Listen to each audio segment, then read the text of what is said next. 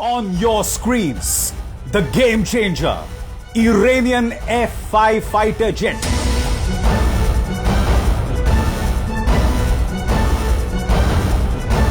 F-5 ने जंग की शुरुआत में तबाह किया यूएस बेस। कैंप ब्योरिंग में ईरानी फाइटर जेट का खौफ। शुरू में ही बदल गई जंग की तस्वीर।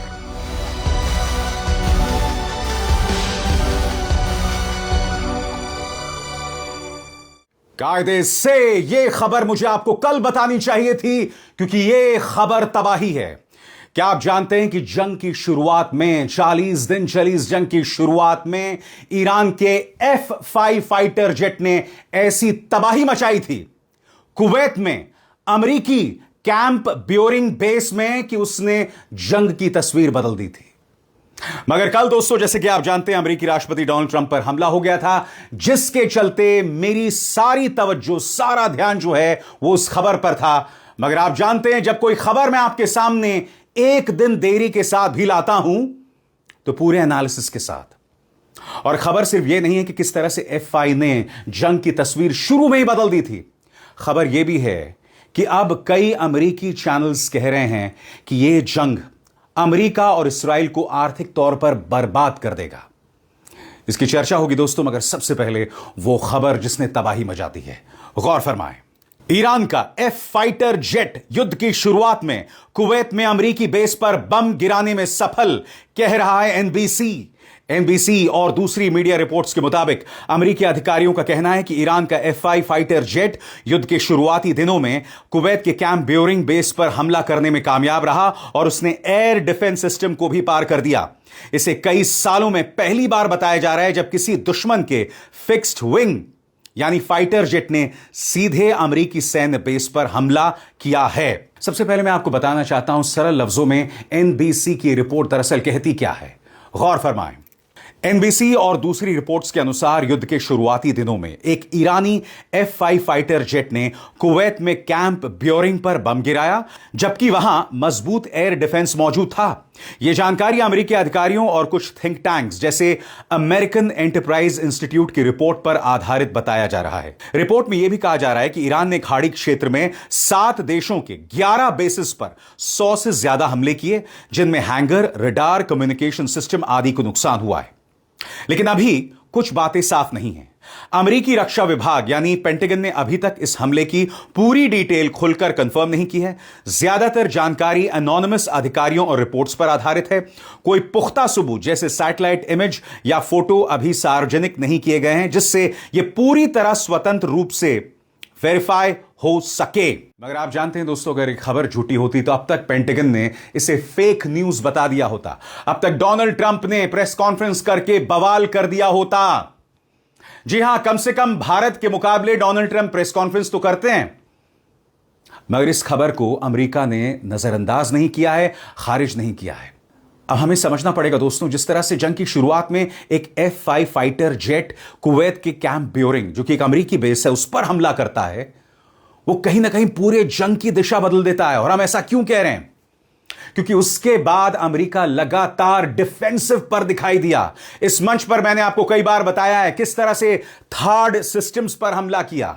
वहां का रडार पूरी तरह से तबाह कर दिया गया, यानी कि वहां के जो रडार्स थे उन्हें इस कदर नुकसान पहुंचा कि अमेरिकी जो सिस्टम्स थे वो इस बात का मुआयना नहीं कर पाए कि हमें ईरान पर कहां कहां टारगेट करना है। नतीजा, अमेरिका वहां के बच्चों को मार रहा था, वहां के सिविलियन इलाकों को टारगेट कर रहा था। यह अमेरिका की बौखलाहट बताता है। मगर सरल लफ्जों में हमें यह जानना पड़ेगा दोस्तों कि इसके मायने क्या हैं, और अब मैं आपको वो समझाने जा रहा हूं, गौर फरमाएं। यह घटना इतनी बड़ी क्यों मानी जा रही है? नंबर 1, F-5 जैसा पुराना विमान। F-5 एक बहुत पुराना 1960s और 70s का अमेरिकी डिजाइन वाला फाइटर जेट है, जो आज के मॉडर्न स्टेल्थ जेट्स जितना एडवांस नहीं है। इसमें स्टेल्थ नहीं है, रडार और इलेक्ट्रॉनिक वॉरफेयर भी सीमित यानी लिमिटेड है। फिर भी अगर ऐसा जेट अमेरिकी एयर डिफेंस को पार कर जाए तो यह बहुत बड़ा संकेत है। दोस्तों समझ रहे हैं आप, 1960s और 70s का यह जेट है F-5। बावजूद इसके ये कुवैत के कैंप बेयरिंग पर हमला कर रहा है, एयर डिफेंसेस को पार कर रहा है। इसका मतलब क्या है? इसका मतलब यह है पीट हेग्सेथ जो अब तक ये बता रहे थे कि हमने उनके एयरफोर्स को तबाह कर दिया है, नेवी को तबाह कर दिया है, ये सब झूठ था। क्योंकि आप साफ तौर पर ईरानी फाइटर पायलट्स का जज्बा देख रहे थे। 1960s और 70s के डिजाइन का एक प्लेन डिफेंसेस को पार करता है और कैंप बेयरिंग को तबाह कर देता है। यह अपने आप में बहुत बड़ी खबर है। आगे, एयर डिफेंस में कमजोरी दिखना। कैंप बेयरिंग जैसे बेस पर आमतौर पर यह सब होता है। क्या क्या? Patriot missile system, short range air defence, advance raider और सर्वेलांस। फिर भी अगर F5 अंदर घुसकर बम गिरा देता है तो इसका मतलब एयर डिफेंस 100% सुरक्षित नहीं है। मल्टी अटैक यानी ड्रोन, मिसाइल, जेट में सिस्टम ओवरलोड हो सकता है। यानी कि पेट्रियट बकवास, थर्ड सिस्टम बकवास, ईरान ने सबको बकवास कर दिया है। और स्वाभाविक सी बात है कि इसका रणनीतिक और मनोवैज्ञानिक असर भी पड़ेगा। क्या? गौर फरमाएं। रिपोर्ट कहती है कि कई सालों में पहली बार हुआ है कि किसी दुश्मन के फाइटर जेट ने अमेरिकी बेस को हिट किया। इससे ईरान को एक बड़ा प्रोपेगेंडा फायदा मिलता है कि उसने मजबूत अमेरिकी सुरक्षा को ब्रीच कर दिया। अमेरिका के लिए एक वार्निंग है कि उसकी बेस सुरक्षा में गैप्स हो सकते हैं। युद्ध के तरीकों में बदलाव।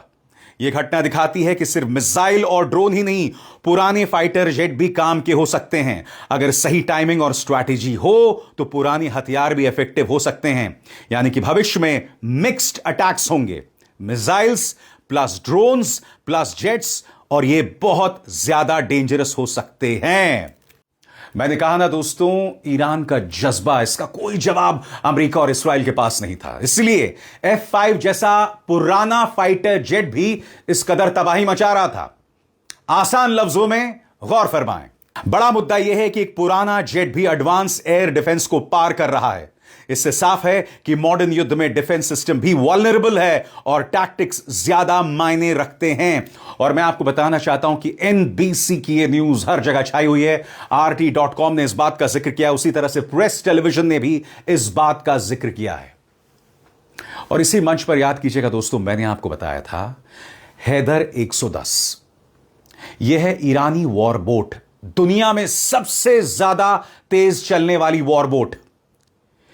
यह वॉरबोट अमेरिकी वॉरबोट से ज्यादा तेज चलती है, 203 किलोमीटर प्रति घंटा। अगर डोनाल्ड ट्रंप हॉर्मुज पर हमला करते हैं तो आप जानते हैं वहां क्या तबाही मचने वाली है, किस तरह से हैदर 110 तबाही मचाएगा। और बात वहां नहीं रुकती, क्योंकि क्या कहा था पीट हेग्सेथ ने, हमने उनकी नेवी को तबाह कर दिया है, वो समुद्र के गर्त में है, मगर हैदर 110 अगर मैदान में या कहा जाए समुद्र में उतरती है तो आप भी जानते हैं किस कदर तबाही मचने वाली है। यानी कि ईरान की वॉर स्ट्रैटेजी में साफ तौर पर दो चीजें दिखाई देती हैं। पहला, एक तरफ मॉडर्न टेक्नोलॉजी जैसे हैदर 110, और दूसरी तरफ F5 फाइटर जेट्स 1960s और 70s की टेक्नोलॉजी। और ये क्यों कामयाब हो रहा है? क्योंकि ईरान के पास जज्बा है, वो जज्बा जो अमेरिका और इस्राइल में साफ तौर पर नदारद है। और अब यह युद्ध जो दो स्वार्थी लोगों की जिद से शुरू हुआ था, डोनाल्ड ट्रंप और नेतन्याहू की जिद से शुरू हुआ था, उसका खमियाजा इन दोनों देशों की अर्थव्यवस्था को भुगतना पड़ रहा है। मैं आपको बताने वाला हूं दोस्तों कि तमाम जो इंटरनेशनल मीडिया रिपोर्ट्स हैं इकोनॉमी के बारे में क्या कह रहे हैं, खासतौर से अमेरिका और इस्राइल की इकोनॉमी के बारे में गौर फरमाएं। Western media exposes US-Israeli war on Iran as total strategic defeat and economic disaster. सबसे पहले न्यूयॉर्क टाइम्स ने एक पूर्व पेंटागन अधिकारी के हवाले से चेतावनी दी कि ईरान युद्ध का आर्थिक बोझ अमेरिकी अर्थव्यवस्था को कई सालों तक परेशान करेगा। भले ही डोनाल्ड ट्रंप शांति समझौते का दावा करें, लेकिन अमेरिका को Bahrain, Kuwait, Qatar, UAE, Saudi Arab और तुर्की में अपने नुकसान झेल चुके बेसिस फिर से बनाने पड़ेंगे। साथ ही ईरान के साबित हो चुके ड्रोन खतरे के खिलाफ सुरक्षा भी मजबूत करनी पड़ेगी। मगर अगर आप अपने बेसिस को मजबूत करेंगे तो क्या आपको लगता है ईरान खामोश रहेगा? वो अपनी टेक्नोलॉजी और एडवांस करेगा। सबसे बड़ी बात, इसी मंच पर मैंने आपको बताया था CNN की वो खबर कि एक चाइनीज वेपन सिस्टम ईरान पहुंच रहा है, और उसके बाद ईरान के ऊपर एक भी विमान, एक भी अमेरिकी फाइटर जेट या इजरायली जेट उड़ नहीं पाएगा। आगे, अखबार ने ट्रंप प्रशासन की पारदर्शिता की कमी पर भी सवाल उठाया। कहा गया कि व्हाइट हाउस के बजट डायरेक्टर रसल वॉट ने कांग्रेस को बताया कि उनके पास कुल खर्च का कोई साफ अनुमान नहीं है। हालांकि स्वतंत्र आंकड़ों के मुताबिक सिर्फ पहले 6 दिनों में खर्च 11.3 अरब डॉलर से ज्यादा था और अब तक कुल खर्च 25 से 35 अरब डॉलर के बीच पहुंच चुका है। अफगानिस्तान और इराक में खर्च हुए खरबों डॉलर से सबक लेते हुए न्यूयॉर्क टाइम्स ने भ्रष्टाचार और गड़बड़ी रोकने के लिए एक खास निगरानी अधिकारी यानी स्पेशल इंस्पेक्टर जनरल नियुक्त करने की मांग की है। ब्रिटेन में द गार्डियन ने बताया कि इस युद्ध का सीधा असर नेशनल हेल्थ सर्विस एनएचएस पर पड़ा है। स्ट्रेट ऑफ हॉर्मुज के जरिए शिपिंग रुकने से पेट्रोकेमिकल सप्लाई ठप हो गई है, जो सिरिंज, आईवी बैग, ग्लव्स और मेडिकल उपकरण बनाने के लिए जरूरी होती है। तेल की कीमतें 40% तक बढ़ गई हैं, जबकि मलेशिया के ग्लव बनाने वाले, जो दुनिया की आधी सप्लाई कंट्रोल करते हैं, ने कीमतें 50% बढ़ा दी हैं। जिम मैके ने इसे बहुत बड़ा झटका बताया और सरकार से इमरजेंसी फंड की मांग की। उसी तरह से बीबीसी के मुताबिक ब्रिटेन के डेप्यूटी पीएम डैरेन जोन्स ने माना कि आम लोगों को कम से कम 8 महीनों तक महंगी ऊर्जा, खाना और फ्लाइट्स का सामना करना पड़ेगा। आईएमएफ की बात करें तो आईएमएफ का अनुमान है कि इस साल यूके की आर्थिक वृद्धि सिर्फ 0.8% रह जाएगी, जिसके चलते सरकार को सप्लाई संकट संभालने के लिए हफ्ते में 2 बार मीटिंग करने वाली इमरजेंसी कमेटी बनानी पड़ी। यहां तक कि सीएनएन ने भी माना कि तेहरान दबाव झेल रहा है।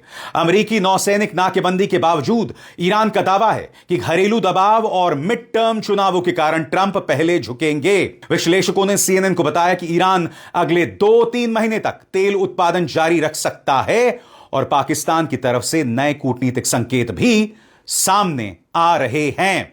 यानी कि ईरान अपनी तरफ से दबाव लगातार बनाएगा और यही वजह है दोस्तों, सब लोग सांस थामे इस बात का इंतजार कर रहे हैं, क्योंकि अब्बास अरागची रशिया पहुंच चुके हैं, जहां उनकी व्लादिमीर पुतिन से मुलाकात होने वाली है।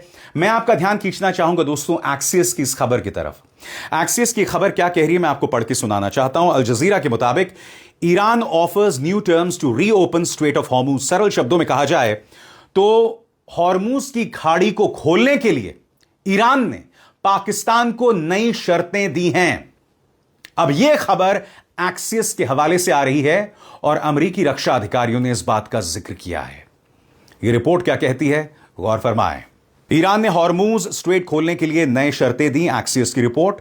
अमेरिकी न्यूज आउटलेट एक्सियस के मुताबिक एक अमेरिकी अधिकारी और मामले की जानकारी रखने वाले 2 सूत्रों के हवाले से कहा गया है कि ईरान ने वॉशिंगटन को एक नया प्रस्ताव दिया है ताकि स्ट्रेट ऑफ हॉर्मुज को दोबारा खोला जा सके और युद्ध खत्म किया जा सके, जिसमें परमाणु बातचीत को बाद के चरण के लिए टाल दिया गया है।